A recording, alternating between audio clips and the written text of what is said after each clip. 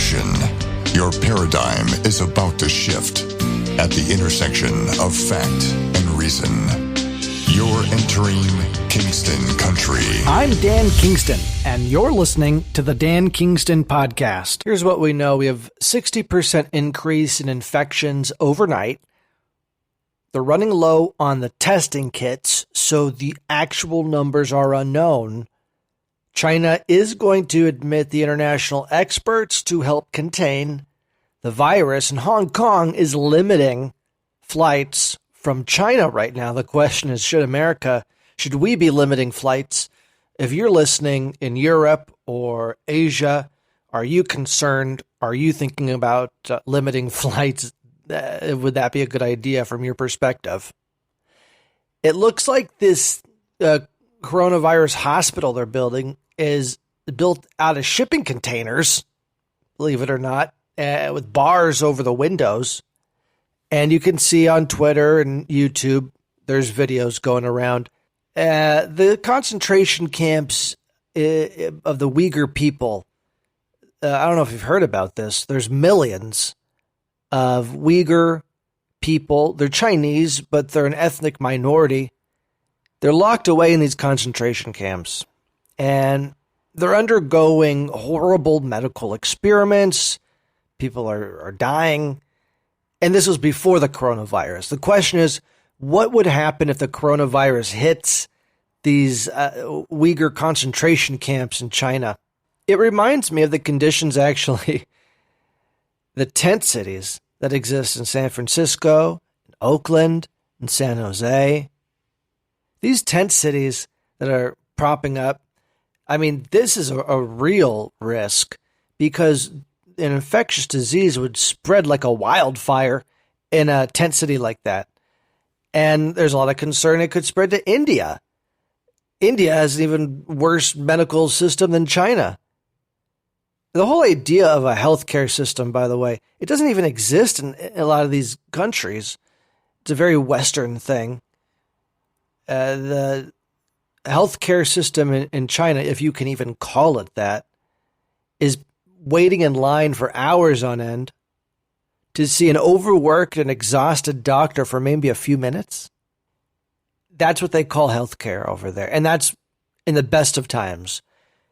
When you have a situation like this, medical emergency, crisis, call it whatever you want, pandemic, coronavirus, they do not have the capability, and that's why you see them building a major hospital in 6 days.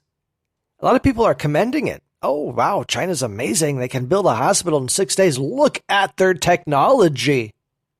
Until it comes out today that it looks like most of this is going to be built out of shipping containers that have been modified with windows that have bars on them. And if not shipping containers, the alternative isn't much better.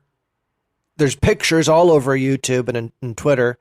And it looks like the Chinese authorities really are, by all reports, considering using shipping containers that have been spotted on site. Hundreds, at least dozens. It looks like hundreds of them.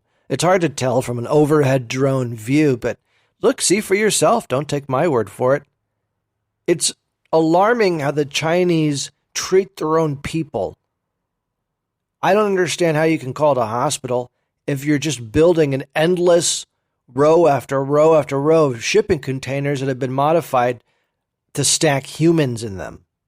It looks like they're death warehouses, and they're just stacking people up to die.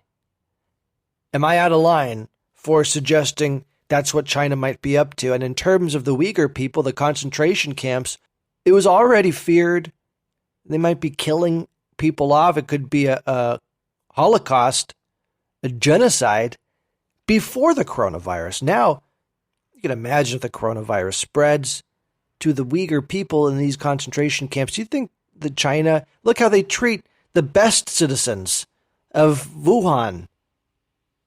Imagine how they're going to treat the Uyghur people, the worst, in their view, citizens.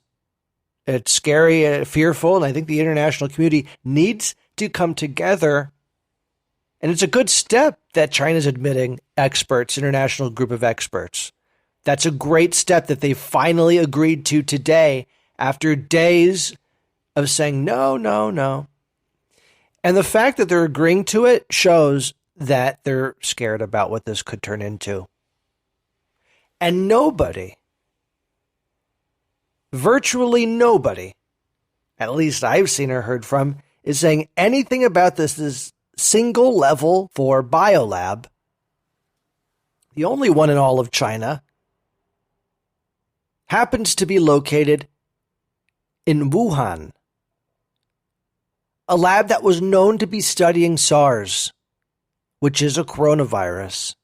It's a lab that U.S. scientists, and by the way, not just American scientists, an international group of scientists previously warned about, that because of Chinese culture, it could spread, a virus could leak out, and they said they should not build a level 4 biolab in China because of that. And nobody's talking about it.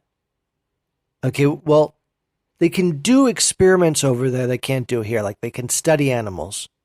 So that's one of the attractions of building a level 4 biolab in China, because you can study animals. You can't do that here, and for good reason. Look, there's some information spreading around that it's possible guards from this biolab that were supposed to dispose of dead animals that may have been infected, maybe they were sold to this Wuhan market that's officially labeled the epicenter of this outbreak. Why would that happen? Well, people are looking to make money over there. They need anything they can get over there. People are desperate. It's a culture of swindling. That's not coming from me. That's coming from the Chinese. Just look at videos, and whether it's chemical products that have been contaminating the world, you know, they contaminate their own people more than they contaminate us. But it's less of a sinister thing and more of a culture, a lax culture when it comes to safety and when it comes to animal safety, honestly. I mean, they're, you know, all this talk about eating bats and that kind of thing. Have you heard about the gutter oil? Because that makes eating bats look like child's play. I mean, the gutter oil, which, by the way, is essentially sewer runoff that they collect from the sewers and then mix it with other animal products and sell that as cooking oil. And it's believed that 1/10 of China's cooking oil is gutter oil. I mean, yeah, it's not directly from the sewer. They mix it in and they boil it with other gross stuff and animal products. So, I mean, come on, it's not that bad. Now, if you look at the video, which I do not recommend before dinner time, you'll be not surprised why an outbreak like coronavirus happens and why it happens in China. And I hate to just throw all the shit on China, but really it's disgusting. They're making cooking oil out of sewage. And if you have to imagine a level 4 biolab located not far away, is it really too much to say, some kind of infected thing enters the sewer system? I'm sure it happens in this country too. That stuff that's not supposed to leak out gets into the sewers. The difference is we don't eat sewer water and we don't mix that into our food. That's not prevalent. It's not 1/10 of our cooking oil isn't raw sewage coming from our biolabs. And so we don't have the problem they're having right now. And I don't think it's a conspiracy theory, although nobody's reporting the biolab. Nobody's reporting the possibility that maybe an infected animal got sold. I'm not a pathologist. I don't know about infectious diseases. I'm just a common sense Joe who has a podcast, by the way, who likes to toke ganja with a Rasta. And you're being kind of critical on one side. You're saying, why am I listening to this guy? Or maybe someone you're close to is saying, you're getting information from Kingston, Dan Kingston. He smokes ganja with a Rasta. Why are you listening to this guy? giving conspiracy theories on Kobe Bryant aircraft helicopter crash. What's this guy got to say? Why are you listening to this guy? Well, because I'm the guy asking questions. That's what I'm here to do, and do it with you, right? I'm hoping to bring on more guests that have direct experience of what's happening on the ground. Let's take a call right now. Hi, thanks for calling the Dan Kingston podcast. Can I have your name and the city you're calling from? Oh, I'm Tim from North Carolina. How are you? Tim, great. I've got just a few minutes, Dan. Okay, well, give me your report. Okay, first of all, the seafood market's bullshit. Even the WHO folks, even everybody's kind of just, there's people that had nothing to do with the seafood market that are sick, and that were sick at the beginning. What does that suggest? So, I think it was released out of this lab, and that's where everybody's starting to lean towards, is that it was that this whole virus thing came out of the lab, and confirmed 581 cases. Now, this is the World Health Organization. 581 cases confirmed. 571 of those are in China. Now, there's an estimate over 4,000 cases that are unconfirmed. 4,000. We have to multiply that number by 100. Oh, they're saying one person infects 3 people right now. That's what the average infection rate is. I'm kind of going in a hurry because I don't have a whole lot of time. And the Chinese are lying about everything, so we have to take these numbers with a grain of salt, right? Yes. They're saying there's 186 deaths. This was as of this morning when I was doing a little bit of research. 14 cities on lockdown, total of 38 million people. Now there's 14 cities? So it's not just Wuhan, it's like 13 other cities on top of that? It's 14 cities right now. The U.S. consulate in China has been evacuated. The whole, I don't know if you and your listeners have seen, where they've been advertising that they are building a hospital in 6 days in China. Now that you commented earlier about them being in shipping containers. Horrific. That's probably right. Have you seen those pictures? They're probably above. Yes. Oh. They're probably going to be above ground coffins right now. To be honest with you. That's what I'm afraid of. Death warehouse. I think that that just like I said, the Chinese are going to Chinese it. What about the Uyghur concentration camps? Most people aren't aware, haven't heard about that. It's not getting a lot of news, but they have over 1 million people in the concentration camps over there. What if it spreads into that situation? They'll do what Hitler would have done. I mean, are they the Nazi Germany of today? Is that out of line to suggest that? I don't think they're the Nazi Germany, because Nazi Germany was more sophisticated. These guys are just evil. And, Dan, I've got about 30 seconds and I've got to run. I'm going to leave one last note here for everybody to think about. There's reports of this already making it to the West Coast, and they're not reporting it. So just don't shake hands. Oh, wow. Right now. So don't shake hands and don't make contact with people. Even if they're not showing symptoms, just don't right now. That's what I'm seeing. Well, thank you, Tim. Out there. Okay, there you had it. Tim from North Carolina, our conspiracy theory expert, donating his time. This is not a huge, big budget show. It's just me with a podcast, reaching out to people who also are following these stories, in particular coronavirus, and what's happening. And you hear he's concerned that it's spreading to the West Coast. I haven't heard that. And I'm not here to spread rumors. I am here to spread knowledge and to ask questions other people can't ask because of whatever the corporation they're a part of, or they're afraid that their uncle's business deal might get interrupted so they can't talk. Everybody has a rich uncle who's doing some kind of Chinese business deal in the media, right?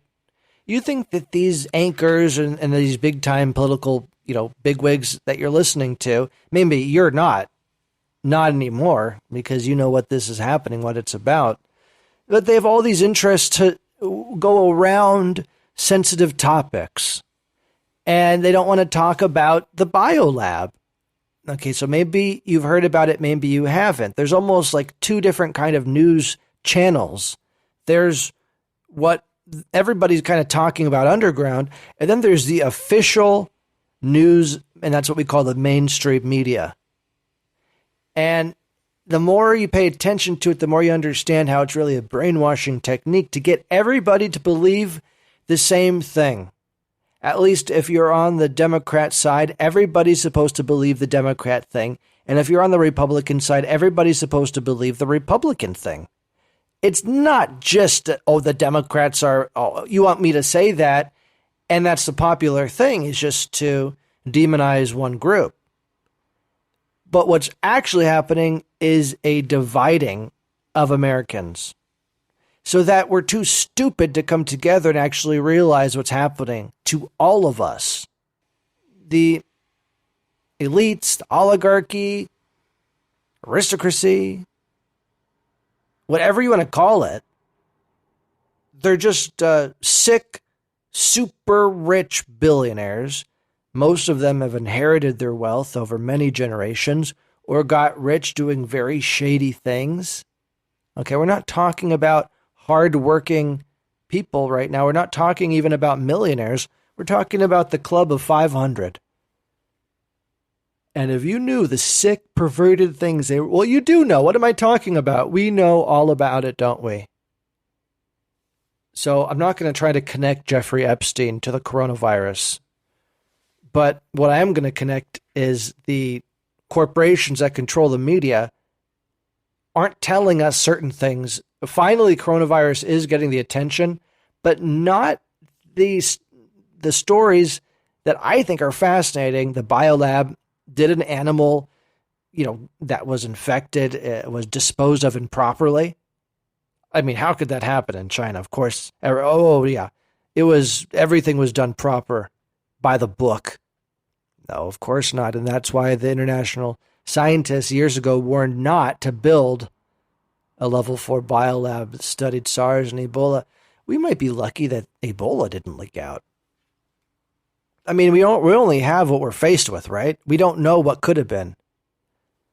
And I hate to throw it out there, but you don't know. Now, another breaking story connected to this coronavirus, or not, it's too early to tell, but a gentleman by the name of Charles M. Lieber, who was a chair of Harvard's Department of Chemistry and Chemical Biology, was charged today with covering up his affiliation with the Wuhan University of Technology. Now, is the Wuhan University of Technology connected to this level 4 biolab? I don't know. I don't have a whole research staff here doing all this, and maybe you can help me out on that.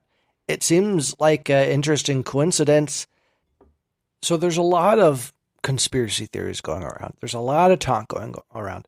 There's also hard, concrete facts. There are official numbers being released. We can use those as a base, as a jumping off point to get a better grip on what's actually happening. And also the leaked out videos that are on YouTube and Twitter are helpful as well to get a sense of what's going on. First-hand witness accounts. What are people saying on the ground? Chinese people are concerned that are on the ground from what they're seeing.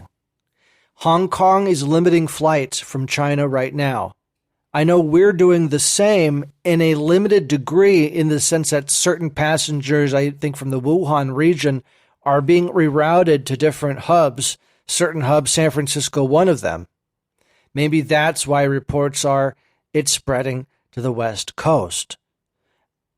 I have to say, just on a personal note, I've seen people walking around with masks where I'm from in the San Francisco Bay Area, about an hour outside of San Francisco. And that's not completely unusual because there is an Asian community where I live, but not a huge Asian community. And when you see people walking around with masks on, I don't know, I also saw some people, at my grocery store wearing gloves. It's like, hey, you weren't wearing gloves before. Now you're wearing gloves. Are you noticing this kind of thing? Does it seem to you like there's fear, even here, or where you are? There's kind of people are on edge. I was thinking about it like if you saw someone on the street outside of China, wherever you are, drop down and just out of nowhere, given what's happening with the coronavirus, would you be concerned? I mean, would you rush up to them and help? I mean, you'd have to, right? Or would you be afraid that maybe they have some kind of zombie apocalypse contaminated infection? Well, do you think differently if you have kids? I wonder, if you have kids, your first thought has to be, I don't want to bring home some kind of infection into my family's home, into my home. I don't know. I mean, at what point do you protect your family? At what point do you protect your community? These are really difficult questions that we don't like to think about. And only when some kind of crisis comes up like this, a lot of people aren't concerned. That's what I'm finding. The truth is, a lot aren't concerned. And so many say it's just going to be like a SARS thing, sucks for China, and then it'll be over. And I hope that's the case, but already it looks like it's had a bigger impact, or it will have a bigger impact than SARS. I mean, let's just do a little bit of on-the-spot research. How many died from SARS? And it'll give us a good perspective. So during the period of infection, there were 8,000 reported cases and 774 deaths, which means the virus killed 1 in 10 people who were infected. And people over the age of 65 are particularly at risk. This is from the NHS.UK. So it's important to put things in perspective and to understand what's going on in a population of 1.4 billion. Okay, thousands of infected and hundreds of dead is not statistically a huge deal. The problem is when it's an infectious disease that nobody's quite sure how that thing's spreading so fast. You heard Tim say people that weren't even at the market got infected somehow, which suggests, like Tim was mentioning, it could have been in the water a few episodes back, or maybe it got into the gutter system. It's anyone's guess. But they have the gutter oil video spreading, and you put 2 and 2 together, right? And you say, yikes, why does China have all these problems again and again and again? And what would happen if China were to collapse? What would happen? It would be horrible, actually, for the world and for us. I was just pondering it. I was like, this is such an interconnected world. The reason why we haven't limited flights in a big way from China, one of my Twitter I'm connected to pointed out treasury bonds. They own all of our debt, and they're buying up our debt like crazy. China subsidizes our way of life. If it weren't for China buying our debt, we couldn't afford to live the way we live. We couldn't do what we can afford to do as a country. There's nobody else that would buy our debt that even has the ability to buy up our debt like China does. What's that even mean? It means that if one day China is not able to buy debt anymore, American debt anymore, we go belly up. Draconian cuts along the lines of Greece and austerity measures you only saw in Europe. So I'm not rooting for China to fall. Nobody should be rooting for China to collapse or for anything like that. Unfortunately, we're interlocked with this horrible country. Our own economic fortune is interconnected to Nazism 2.0, and there's no way around it. This time we can't defeat the Nazi enemy. We have to work with them and help them learn better and create a better world, not install their fascist, communist, Nazi way of thinking. They look down on Americans and they look down on people around the world. They're some of the most racist thinkers on earth are the Chinese. The problem is you don't hear from American-loving Chinese because they're forced out of positions of power. And the ones that hate America, the ones that disdain Americans, those are the ones that are elevated in the party and put in positions of power. And they're good fakers. Oh, yeah. Maybe you're a business person type and you're saying, oh, the Chinese are really nice to me. Aren't you a fool? Look a little closer. Why don't you leave out a recording device and actually see what they're saying about you behind your back? Or watch the movie American Factory on Netflix. This is not an advertisement. It's an Obama-produced movie, so it's really not an advertisement. But I'd also say it's a big question mark why Obama produced this movie. Maybe somebody could tell me about that. It's a horrific account of how the Chinese are buying up our factories and working Americans with extreme unfair conditions that go against American values. They're breaking labor laws, by all accounts, or at least they're not honoring the spirit of labor laws. And worse than that, the Chinese, they come in here and they buy our factories and then they call Americans lazy and they call them stupid. And they say the Chinese are more sophisticated and smarter than Americans are. And they all say it when no one's looking, when they think the cameras are turned off, but guess what? The listening devices were turned on. So I think there's a lot to be concerned about coming out of China before coronavirus. Now there's a hell of a lot to be concerned about. Wouldn't you agree? Kingston Country.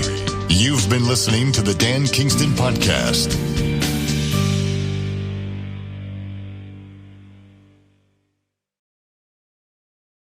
Dan Kingston here. Are you fed up with the mainstream media? Do you want to support citizen journalism? The Dan Kingston Podcast is dedicated to asking questions and exploring topics the mainstream media won't touch.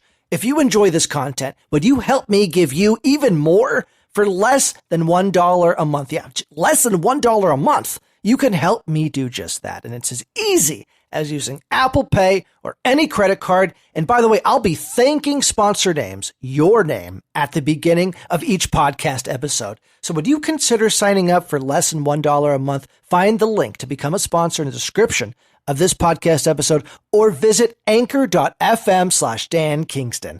Thank you in advance for supporting citizen journalism and helping me provide you with even more content. I really appreciate it.